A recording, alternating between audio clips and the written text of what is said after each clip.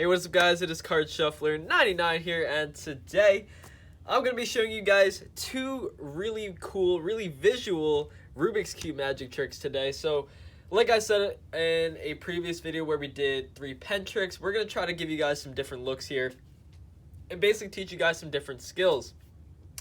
For sure, we're going to try to get you guys some money tricks, some coin tricks. We'll do today Rubik's Cube tricks and really try to add some new things to your repertoire. Obviously, having card tricks is really cool, and being able to do card tricks is really, really cool, especially if you can do it at a high level. However, it's always important that you guys sort of diversify and make sure you guys have different types of tricks ready to go.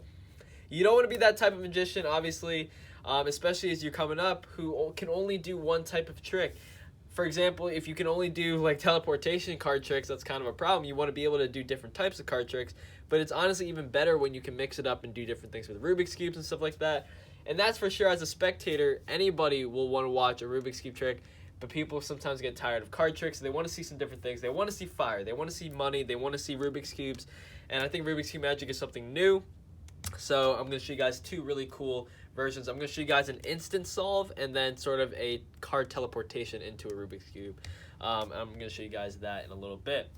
Now, both the tricks I'm going to show you today have been performed by Stephen Brundage. He was the very first Rubik's Cube magician. He performed these on America's Got Talent, so credit to him for these tricks. If you guys have not entered the March giveaway, all you have to do to enter is like this video, subscribe to the channel. Make sure you comment something you like about the channel or this video in the comment section. You will have a chance to win 5 bicycle decks, 5 311 decks, and 5 illusionist decks.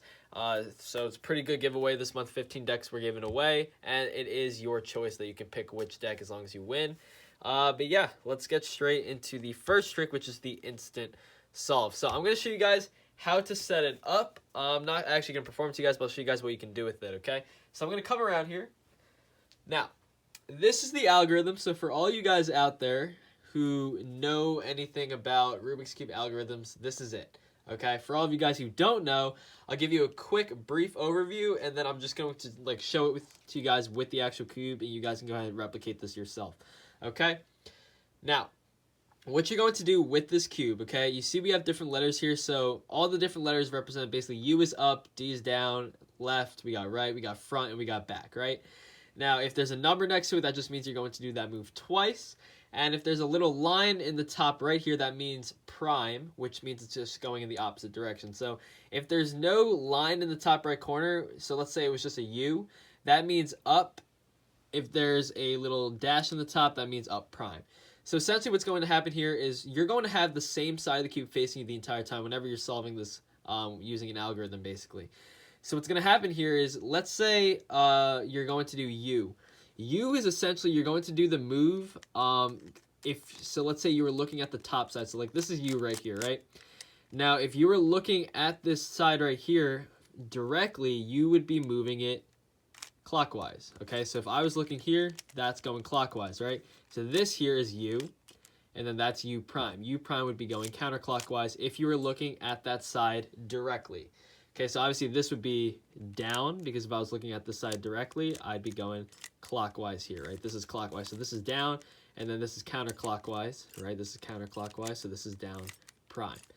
Okay, this is obviously going to be the front side, and then this is the back side. So let me go ahead and just do this for you guys. So this is U prime, down, L2, U, B2, down 2, another B2, another D2, another L, F prime, U, D prime, right, up prime, F2, L, F prime, and then to top it off is B prime. Now what this does right here, as long as you follow it along, this algorithm essentially is going to solve 3 sides of the cube. So you can see here we got the white, the green, and the orange side, but the other 3 sides are actually scrambled, okay? So this is the sort of setup here. Now this is known as the instant solve. So what Brundage actually did was he basically shows 3 sides, and then when he flips the cube essentially, so he's here, he's going to flip the cube and he shows that it solves just like that. So that's how he did it, okay? Now, obviously, you got to be quick to, once you do the quick solve, you mix up the cube, and then you can actually transition into the next trick I'm going to show you guys. Now, you could also do this one of two ways. So obviously, you're not going to want to have this solved. So what you can do is you can go like this, okay? Like, let's say you have a 3-move combination. So I like to just do these 3 moves right here. As long as you know what the 3 moves are, okay, you could show how the cube is completely mixed up, and then you can bring it back to that without actually showing this to them. So you always want these 3 sides facing them, okay? But as long as you do, let's say you do a 3-move combo, it's not, you can show all sides are mixed up, right? But then you can sort of mix it up, show them the 3 sides, make sure they know that there's no sides mixed up, sort of. And then you can do one of two things. You could either flip it, like you do a little flip like that, and essentially show, hey, it's solved, and then you immediately start mixing it up to show so they don't actually ask for the other 3 sides. You can also cover it. So let's say you're showing the 3 sides here. You can cover it like this and basically just do the flip like that, and then you can sort of come out like that. But it's really up to you how you want to do this. So just make sure you know where the sides are, obviously. So let's say, you got to know this is here, and then you got to know where the other 3 sides are, okay? So you got to be able to go from this position, showing them these, to flipping it around, essentially, to the 3 solved sides underneath the napkin, and then you can show, check it out. It solves itself, and then you can basically go ahead and start mixing it up, and that is that. So now what I'm going to show you guys, so that is the instant solve. I'm going to show you guys now a card to Rubik's Cube application that Stephen Brundage performed. So this is actually a pretty cool way to go about doing this. So what this is essentially this. You can take out a corner, okay? So let's say I was to take out this corner right here. Okay, so I'm going to take out a corner of a cube, okay? Just like that.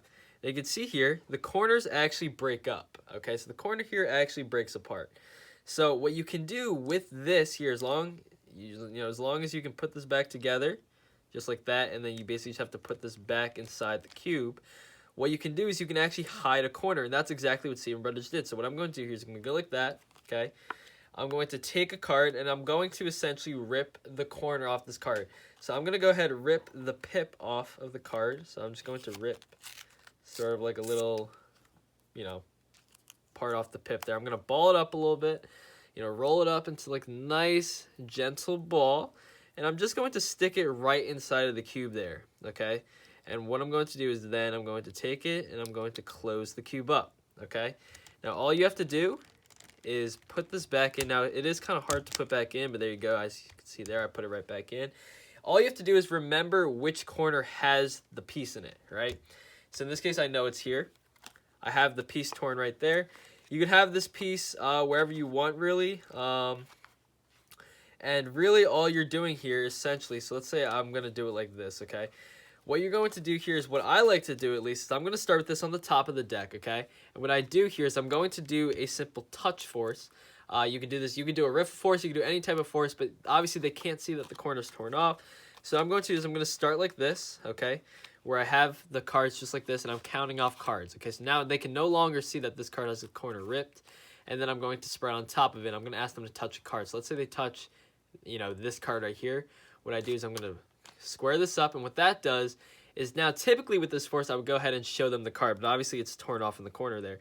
So what you have to do here, okay, is you can do one of two things. You could either, let's say you want to show the card like this, you could show the card like that, but then what you have to do is you have to take it out and you have to essentially pretend like you're tearing the corner off, okay? So you have to make this reasonable. So here, let me give you guys an explanation of how you could go ahead pretending to tear this up. So obviously you're going to have to cover the corner. You're going to have to cover the corner. That's obvious, right? But what you can do is you can start making these fake tear marks, okay? So you actually are sort of tearing it. You can see there I have fake tear mark there, and then now you're just pretending to sort of tear it, and you just have these random tears going down. Now they can hear obviously that you're randomly tearing this card, right? And then you basically just rip it off essentially. Now, that is perfect. This is something that I actually really like doing, is you give the impression that you really tore it, right? You were really making these random tears, even though you don't want to pull this off, obviously, but this gives the impression that, hey, I just tore the card up and I have a piece of the corner in my hand. But the cool thing is you can actually make this piece obviously disappear because you don't actually have a piece in your hand. So what this does, it helps give the impression you actually can tear it to make the sound, and you can easily make it disappear just like that. Then all you have to do is say, hey, do you remember that Rubik's Cube you were holding? Now, they might remember this because maybe you just did that solve earlier. You maybe did that instant solve. They're going to be like, yeah. Go ahead, you pull the corner out. You break the piece apart. You say, hey, check it out. There's a little piece inside the cube there, right? They're going to go ahead and say, what? They'll go ahead, they'll open it up. And they'll see that it not only matches the card, but it's actually an exact match. That's pretty cool. I think this is a really cool application with the Rubik's Cube. Hope you guys enjoyed those 2 visual Rubik's Cube tricks. If you did, be sure to leave a like. And this is Card Shuffler 99. Peace out.